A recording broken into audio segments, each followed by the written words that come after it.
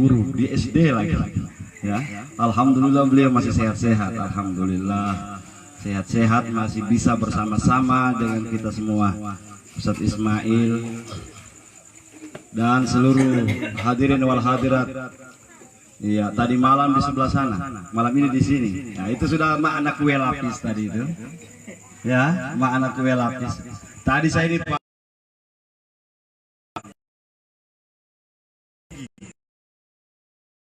saya bilang mau pergi ceramah, hanya minum obat. Ada juga yang ajar tadi, daing tola, beliara. Dia bilang cari akan acona Ustaz. Saya cuma ketawa tadi, dicari di mana acona.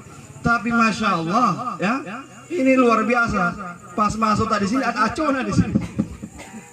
Ya, iya, masing-masing Allah kasih kelebihan. Saya bilang serius ini, dia bilang iya serius. Kalau acona yang obat itu sembuh. Saya bilang mau dicari di mana acona. Ya, ternyata pas datang di Kayu Boko ada acona. Hal yang merupakan sesuatu itu harus kita hindari. Dan Nabi Shallallahu Alaihi Wasallam ajarkan kita doa khusus untuk menghindari 4 hal itu. Kalau 4 hal ini kita amalkan, insya Allah selamat kita, Pak. Selamat kita di dunia, selamat ketika mau mati, selamat di kubur, di mahsyar, di mizan, insya Allah. Tetapi kalau kita laksanakan 4 hal ini, maka kita akan mengalami kesulitan dalam hidup. Jadi doanya ini, doanya bahasa Arab tentunya. Cuma kalau kita praktekkan pakai bahasa Indonesia boleh. Inti dari doa ini yang kita amalkan. Ada juga orang berdoa, ya, tetapi doanya tidak sesuai dengan apa yang dia amalkan. Ya, kita tidak tahu ucapkan doa itu, tapi dalam pengamalan kita doa itu kita ucap, kita amalkan. Nabi Shallallahu Alaihi Wasallam bersabda, ya, Nabi Shallallahu Alaihi Wasallam bersabda, dan sekaligus ini sabda Nabi ini juga mengajarkan kita doa 4 hal tadi. Allahumma inni a'udzu bika. Allahumma, itu kalau Allahumma artinya ya Allah, ya Tuhan kami. Ini sesungguhnya aku, a'udzu bika, berlindung kepadamu ya Allah. Sesungguhnya aku berlindung kepadamu ya Allah, min nafsin la tashba. Min nafsin la tashba. Ya Allah, aku berlindung kepadamu ya Allah daripada diri yang tidak merasa puas. Min nafsin la tashba. Nafsin itu artinya jiwa, tashba kenyang. Ya Allah, aku berlindung kepadamu ya Allah dari jiwa yang tidak pernah kenyang, dari diri yang tidak pernah puas. Inilah penyakit masyarakat. Penyakit manusia itu tidak pernah puas dengan pemberian Allah Subhanahu wa taala. Kalau penyakit tidak puas ini hinggap di hati kita, Pak, kita akan berupaya mengejar apa yang kita inginkan itu. Mau halal dia, haram dia, menyakiti orang lain, meninggalkan perintah Allah, tapi karena hati kita mendorong untuk mendapatkan itu, maka kita menghalalkan segala cara. Maka Nabi minta sama Allah, ya Allah jangan sampai saya punya jiwa ini tidak puas. Maka Nabi ajarkan qanaah. Apa itu qanaah? Kita hidup di dunia ini Pak harus merasa cukup. Cukup dengan pemberian Allah. Ada orang dikasih rezeki 1000, ada orang yang dikasih rezeki 100.000, tapi cukup. Karena dia merasa puas. Ada yang mengeluh dulu, Ustaz, waktu saya masih honor, saya punya honor triwulan 600.000 lagi. 600.000 3 bulan sekali terima, tapi cukup. Baru saya bilang masalahnya apa? Sekarang saya sudah diangkat jadi PNS golongan 3, gaji 2 juta lebih, tapi kok kurang Ustaz? Kurang. Dulu 600 3 bulan, sekarang 2.500.000 sampai ada yang 3 juta gaji, kurang. Di mana letak kekurangannya? Letak kekurangannya itu bapak-bapak ibu-ibu adalah ketika Allah beri kita rezeki, kita jarang syukur kepada Allah Subhanahu wa taala. Kita jarang syukur sama Allah. Bagaimana mau syukur? Dulu waktu masih bahonor, tentu dia punya pakaian biasa-biasa saja.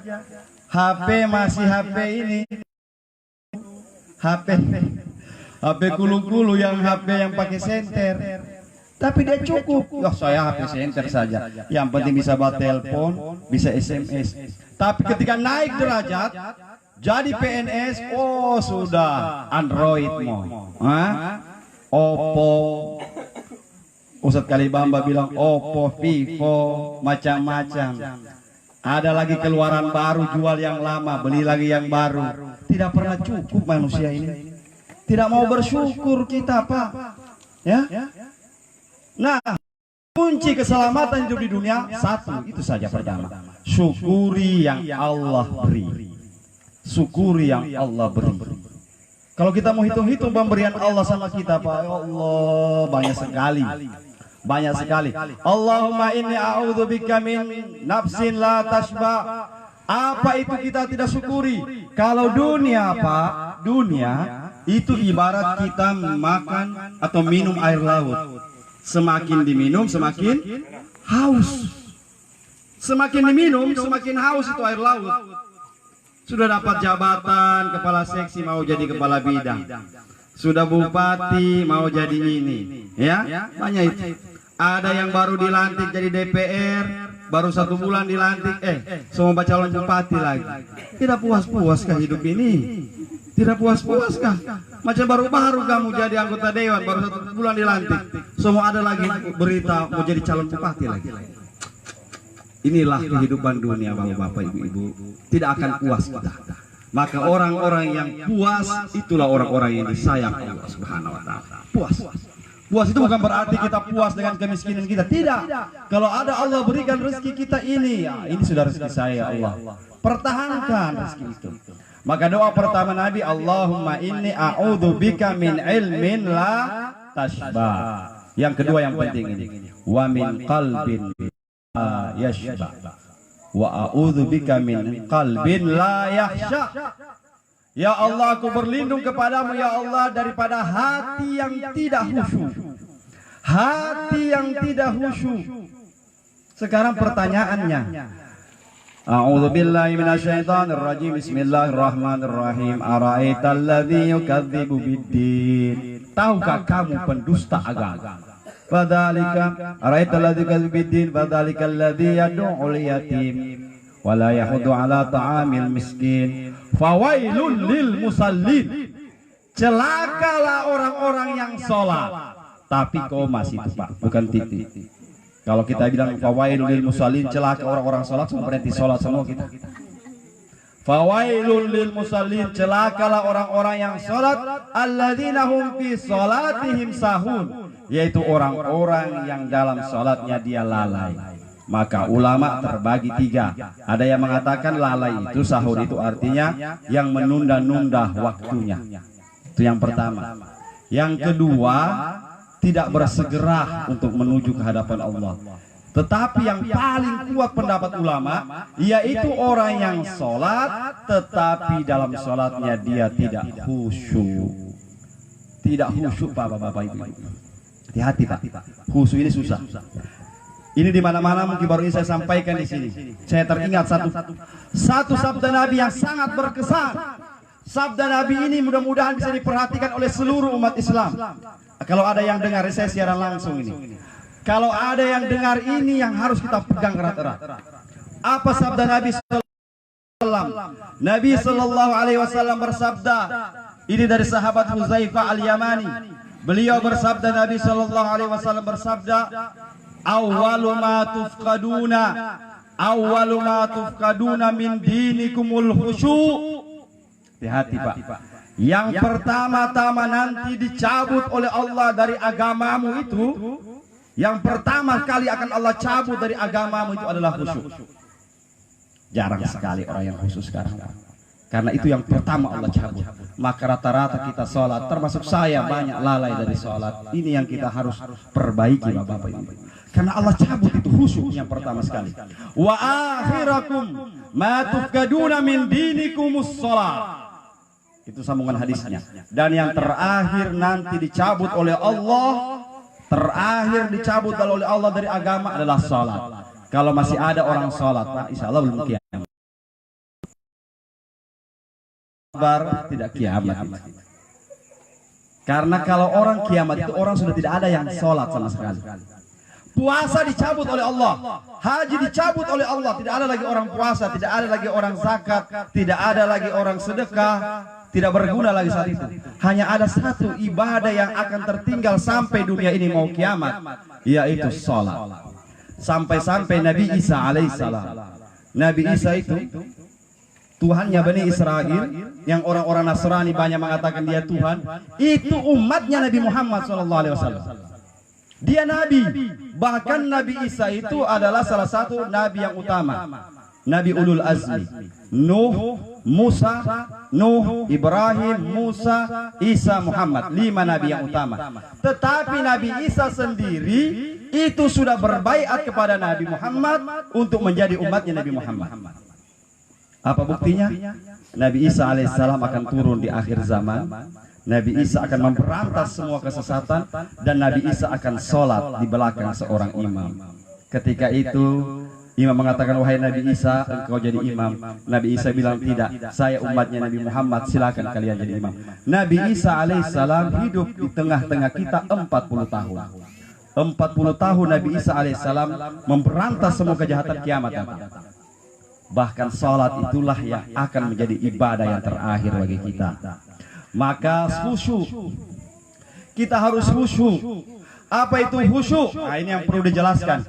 Khusyuk dalam sholat itu, hati-hati, kata Nabi SAW, ittaqul khusyu'un nifaq. Jangan sekali-kali kalian khusyuknya orang munafik. Nah, ini. Ada itu khusyuknya orang munafik, bapak ibu. Ditanya sama sahabat, ya Rasulullah, yang bagaimana itu khusyuknya orang munafik? Taral ladzina jasadahul khusyuk. Orang kamu lihat sholat khusyuk, dia badannya khusyuk. Tetapi walakin, kata Nabi, akan tetapi kata Nabi, qalbuhu la yakhsha, hatinya tidak khusyuk.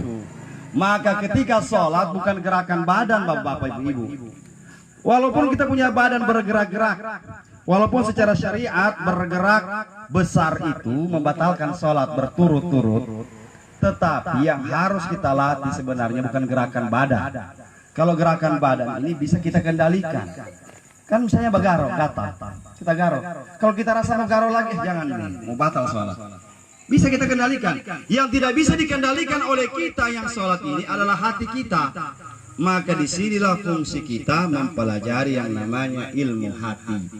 Sholat yang khusyuk adalah ketika di hati kita Allah hadir di hati kita. Allahu Akbar. Hadirkah Allah dalam hati kita?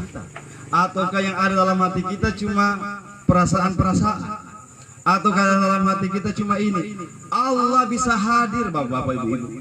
Bagaimana cara mengetahui Allah itu hadir ketika sholat? Kata para sahabat, ketika engkau sholat, engkau merasakan ada sesuatu getaran yang tidak bisa engkau tahan, itu dia. Ada kita sholat, ada yang perasaannya lain sekali, itu khusyuk. Berarti dia menghadirkan Allah Subhanahu Wa Taala. Khusyuk dia. Maka khusyuk ada namanya khusyuk jasadiyah, khusyuk jasad, ada namanya khusyuk fikriyah, khusyuk pikirnya, ada khusyuk qalbiyah, hatinya yang khusyuk. Hatinya yang khusyuk. Saya mau kasih contoh. Ada satu kisah menarik, barangkali ini kita bisa menjadikan pelajaran. Ada seorang anak kecil, Pak. Dalam kitab dijelaskan seorang anak yang baru berumur sekitar 10 tahun. Tapi dia sudah hafiz Al-Quran. Dia sudah hafal Al-Quranul Karim 30 juz. Dia belajar tasawuf sama seorang ulama besar, Abdul Talib Al-Makki, Syekh Al-Makki. Beliau belajar. Suatu saat pagi-pagi dia dapati muridnya, muka pucat. Tanya, kenapa wahai engkau, wahai muridku? Dia bilang, wahai guru, tadi malam saya sholat, saya menghatamkan Al-Quran 30 juz. Dia sholat malam itu anak menghatamkan Al-Quran 30 juz. Subhanallah. Katanya Syekh, luar biasa. Sebentar malam coba kau sholat, tetapi kau membaca Al-Quran seolah-olah aku ini gurumu ada di hadapanmu mendengar kau membaca. Baik, besoknya dia sholat lagi malam. Allahu Akbar. Dia hadirkan seolah-olah gurunya itu ada di hadapannya. Apa yang terjadi Bapak-Bapak Ibu? Besok pagi ditanya sama gurunya. Jadi bagaimana? Dia bilang, wahai Syekh, beda dengan kemarin malam. Kemarin malam saya mudah sekali 30 juz. Tapi malam ini saya 15 juz, susah saya kasih habis. Saya cuma bisa 15 juz saja. Setengahnya Al-Quran bisa dia hatamkan karena menghadirkan gurunya di depannya. Subhanallah. Kata gurunya, bagus. Sebentar malam kau sholat lagi. Seolah-olah kau sholat itu kau baca Quran, ada para sahabat Nabi yang mendengar Al-Quran itu langsung dari mulutnya Nabi. Sholat lagi. Allahu Akbar. Tanya lagi sama gurunya besok. Bagaimana? Dia bilang, saya tidak bisa. 10 juz saya setengah mati. Tinggal 10 juz Pak. Dari 30 juz tinggal 15 juz. Menghadirkan sahabat Nabi tinggal 15, tinggal 10 juz. Kata gurunya, kalau begitu besok kau sholat lagi seolah-olah ada Nabi Muhammad di depanmu, seolah-olah ada Rasulullah di depanmu. Sholat Pak, Allahu Akbar. Besoknya ditanya sama gurunya, bisa bagaimana kau punya sholat tadi malam? Dia bilang, saya menghadirkan Rasulullah di hadapanku seolah-olah Nabi mendengar saya baca Quran. Wahai guru, saya tidak mampu menghatamkan 1 juz dari Al-Quran. 1 juz tidak bisa. Kata gurunya, luar biasa ini anak. Sebentar malam sholat lagi. Seolah-olah kau baca Quran, malaikat Jibril turun sama kau membawa itu Al-Quran. Sholat Allahu Akbar. Besoknya ditanya sama gurunya, bagaimana kau punya sholat tadi malam? Dia bilang, wahai guru, tadi malam saya 1 juz tidak bisa saya kasih habis. 1 juz tidak bisa saya kasih habis. Kata gurunya, luar biasa ini anak ini. Terakhir, ujian terakhir. Sebentar malam kau sholat, kau baca Al-Quranul Karim seolah-olah Allah ada di hadapanmu. Allah ada di depanmu, mendengar langsung kau membaca. Allahu Akbar. Bismillahirrahmanirrahim. Alhamdulillahi Rabbil Alamin. Ar-Rahmanirrahim. Maliki yaumiddin. Iyyaka na'budu wa iyyaka nasta'in. Hanya kepadamu kami menyembah, hanya kepadamu ya Allah kami mohon pertolongan. Tak ulang. Iyyaka nasta'in. Iyyaka na'budu wa iyyaka nasta'in. Iyyaka na'budu wa iyyaka nasta'in. Tak ulang-ulang sampai subuh. Tidak tembus Al-Fatihah Bapak Ibu. Tidak tembus. Bagaimana ini anak menghadirkan Allah di hadapannya? Seperti Ustaz Ismail sampaikan tadi, iyyaka na'budu, itulah kunci Al-Fatihah. Iyyaka na'budu wa iyyaka nasta'in. Hanya kepadamu kami menyembah ya Allah. Hanya kepadamu kami mohon pertolongan. Besoknya ini anak habis sholat subuh dia pingsan, tidak sadar-sadar Pak. Tidak sadar-sadar ini anak pingsan. Besoknya datang gurunya mengatakan, apa yang terjadi wahai anak? Dia bilang tadi pagi, dia bilang tadi malam saya iyyaka na'budu tak ulang-ulang sampai subuh, tidak bisa terus. Kenapa? Saya ini mengatakan hanya Engkau ya Allah yang kami sembah, tapi selama ini saya masih menyembah harta, menyembah ini, menyembah ini. Wa iyyaka na'budu wa iyyaka nasta'in. Hanya kepada Allah kami mohon pertolongan, tapi saya masih mengharap pertolongan manusia. Saya masih mengharap pertolongan ini sebagainya. Subhanallah. Ini anak-anak. Kata gurunya, saya ini sudah jadi guru besar, tapi belum pernah saya mendapatkan seperti yang engkau terima, seperti yang engkau lakukan wahai anak. Mulai sekarang kita baku tukar saja. Kau yang guru, saya jadi murid. Bayangkan Pak, kau yang guru, saya akui ilmu, kau guru sekarang, saya jadi murid. Gurunya itu ulama besar tidak pernah mendapatkan seperti ini Bapak Ibu. Bagaimana ini anak yang umur 15 tahun bisa khusyuk dalam salatnya. Sekarang kita bercermin dari sini. Mungkin kita belum bisa menghadirkan dalam hati kita Allah. Itu terlalu susah. Terlalu susah, mungkin berat. Tapi cobalah kita sholat seolah-olah ada guru kita melihat kita. Ya Allah, ada saya punya guru kasihan ini. Seolah-olah, jangan menyembah guru, jangan menyembah guru seolah-olah disaksikan oleh guru kita. Setelah itu meningkat, seolah-olah ada sahabat kita salat dengan sahabat Nabi, seolah-olah ada Rasulullah. sampai seolah-olah ada Allah. Ini khusyuk. Iyyakum wal khusyuk, hati-hati kalian dengan khusyuk yang munafik. Maka hati kita, Pak, Bu, hati ini harus diperbaiki. Jadi Allahumma inni a'udzubika min ilmin min nafsin la tashba, wa min apalagi yang kedua, wa min qalbin la yakhsha. Yang ketiga, wa a'udzubika minad du'a la yusma. Aku berlindung kepadamu ya Allah dari doa yang tidak didengar oleh Allah. Berapa kali kita berdoa Bapak Ibu? Hampir setiap saat kita berdoa. Tapi kenapa doa kita tidak diijabah Allah? Kenapa kita punya doa tidak didengar Allah? Berapa kali kita menangis di hadapan Allah, memohon pertolongan Allah, Allah tidak dengar doa kita. Kenapa? Tentu kita harus pelajari hakikat doa itu. Apa itu doa? Mungkin ada orang bilang, ya Allah, kenapa saya punya hidup begini-begini terus? Padahal doa saya sholat, ya Allah, saya berdoa, ya Allah. Ada yang salah dari doa itu. Satu, kata Allah dalam Al-Quran, Udu'uni astajib lakum. Berdoalah kamu kepadaku, kata Allah, aku akan pasti berikan. Wa idza sa'alaka ibadi, ketika ditanya oleh hamba-hambaku, fa inni qarib, sesungguhnya aku Allah ini dekat. Ujibu da'watid da'i idza da'an, aku akan memberikan kepada orang yang meminta. Sekarang, kenapa doa kita tidak diijabah Allah? Satu jawaban pertama, karena kita merasa bahwa Allah itu jauh dengan kita. Kita punya hati, ya Allah kasihan. Bagaimana itu orang merasa jauh? Ya Allah, mudah-mudahan kasihan dikabulkan Allah itu. Tapi jauh Allah. Jauh Allah dari kita karena kita merasa Allah itu ada di sana. Allah itu ada jauh. Allah itu di langit sana, langit ketujuh. Allah itu di ars. Jadi kita memohon seolah-olah jauh. Padahal bagaimana menghadirkan Allah dalam hati kita? Kita merasa Allah itu dekat, lebih dekat min hablil warid, lebih dekat daripada urat leher kita Allah itu. Lalu bagaimana caranya? Menghadirkan Allah, menjadikan, mentajalikan Allah dalam hati kita.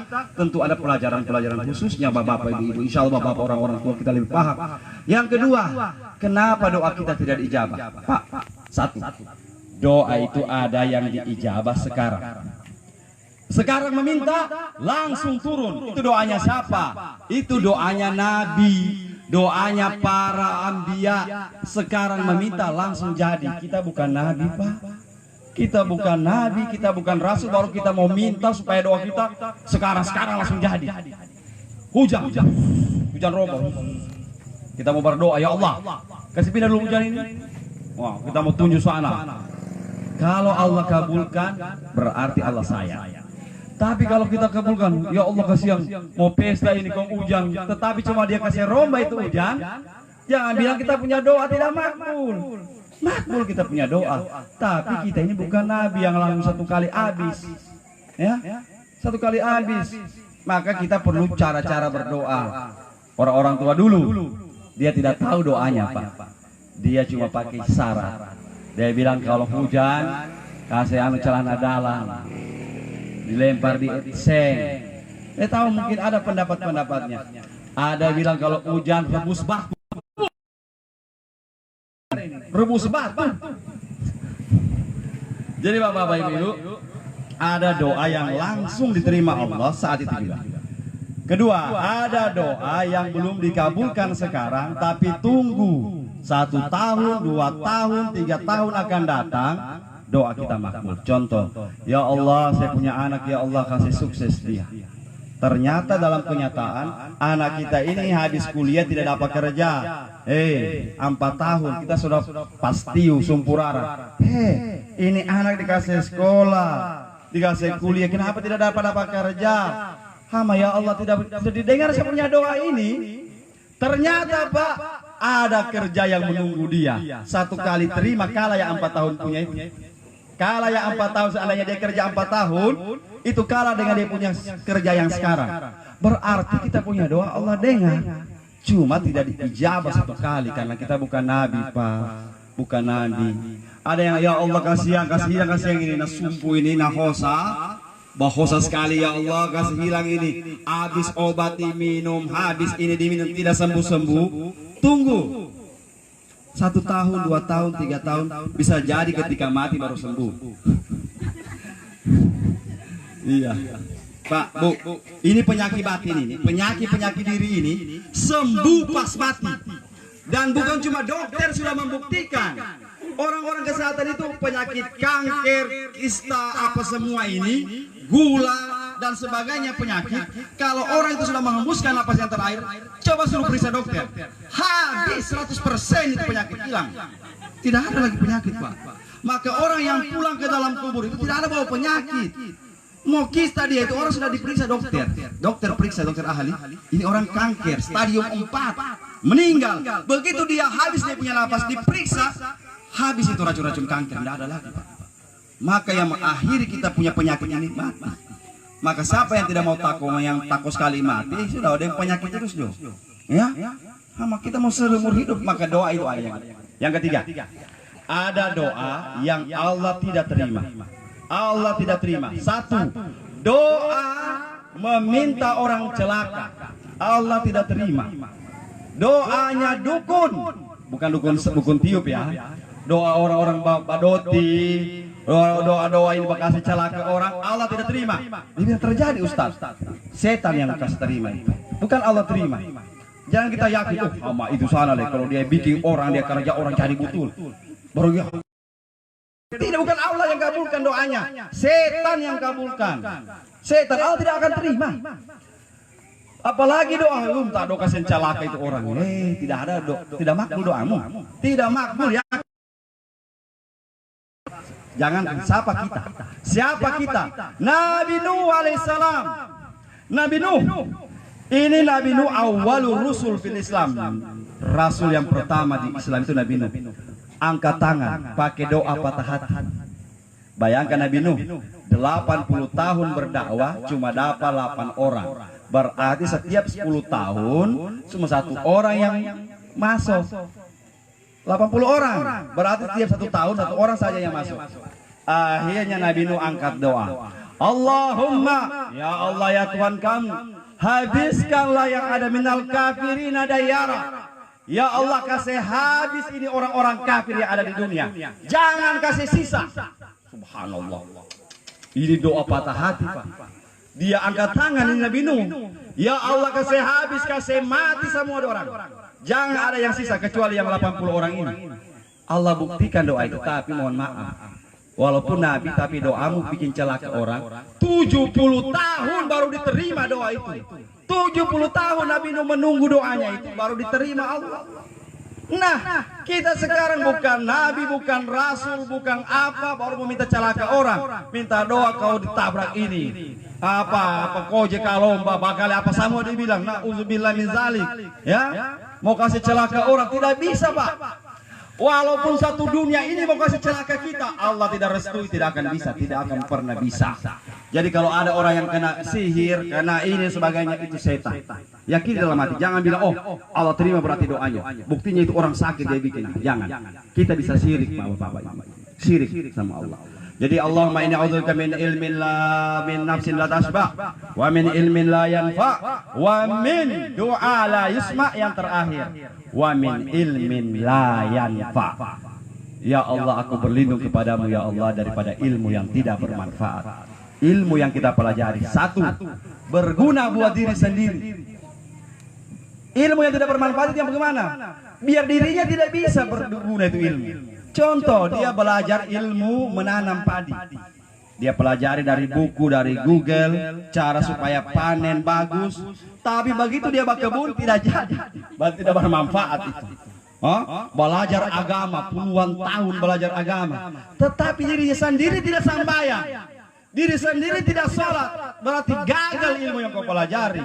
Tidak usah ajar orang. Mau ajar kita orang begini, ngana sendiri tidak bisa, ngana mau urus ngapain diri, kan begitu. Berarti ilmu tidak bermanfaat.